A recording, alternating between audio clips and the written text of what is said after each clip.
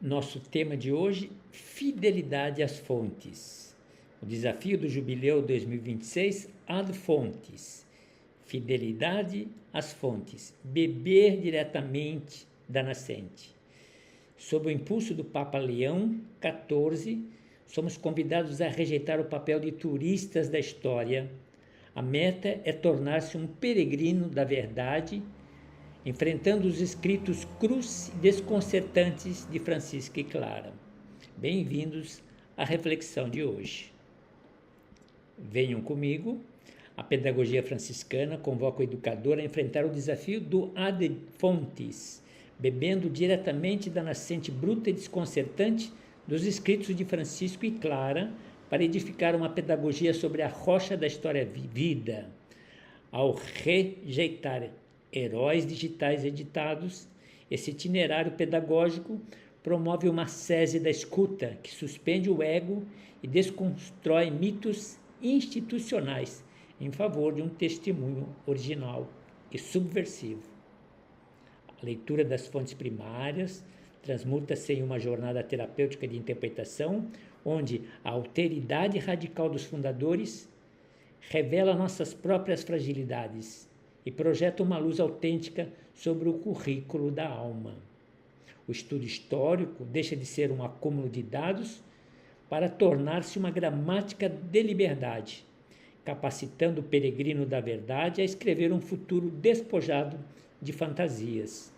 É um chamado contagiante para trocar o academicismo frio, distante, pela coragem de decifrar o passado comum, transformando a prática educativa em uma ferramenta de conscientização e crescimento humano real.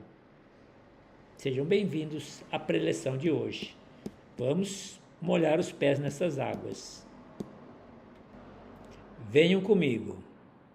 Bom, vamos mergulhar direto nisso. O nosso foco de hoje explora as ideias de um texto muito denso do João Barros, chamado Fidelidade às Fontes. Isso. E a missão central dessa nossa análise profunda é entender a fundo a proposta do Currículo Zero. Exato. O Currículo Zero que vem sendo impulsionado pelo Papa Leão XIV para o Jubileu de 2026, né? E eu fico muito animado porque a ideia não é só debater grade escolar.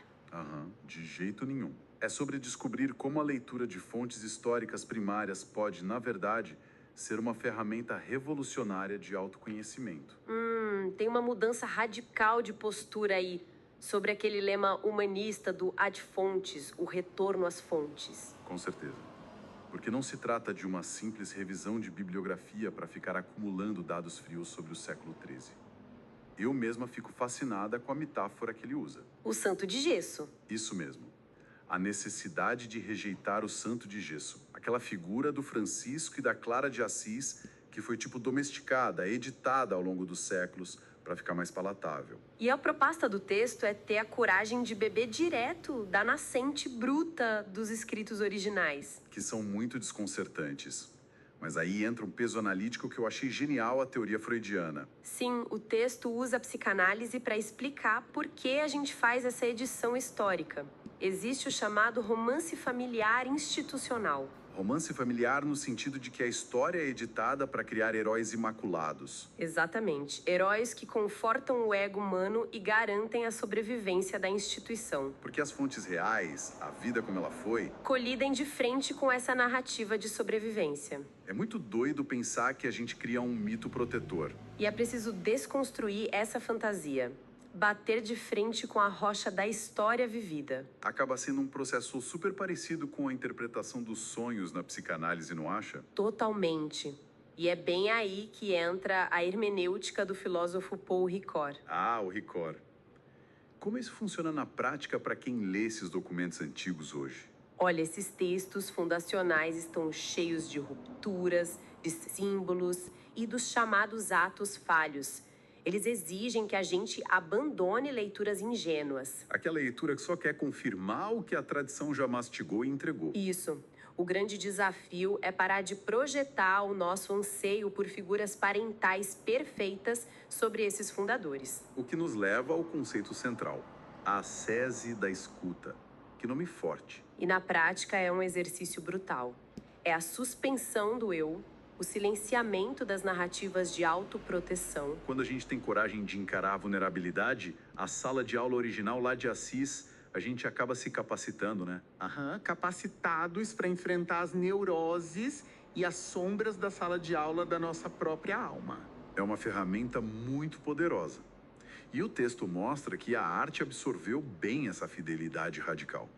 Ele cita 2 obras americanas fantásticas. A primeira aqui do Brasil, uma pintura de 1944 do Cândido Portinari lá na Igreja da Pampulha. Ele pinta um São Francisco de mãos calejadas, traços super rudes. Rompe totalmente com o academicismo europeu limpinho. Espelha a vida, busca por justiça nas periferias. Não tem nada de herói de conto de fadas ali. E a outra obra complementa isso de uma forma muito visceral. Sim, o mural St. Francis and the Birds, do mexicano David Alfaro Tsiqueiros. Que passa bem longe daquele ícone sereno de jardim com um passarinho no ombro. Longe mesmo.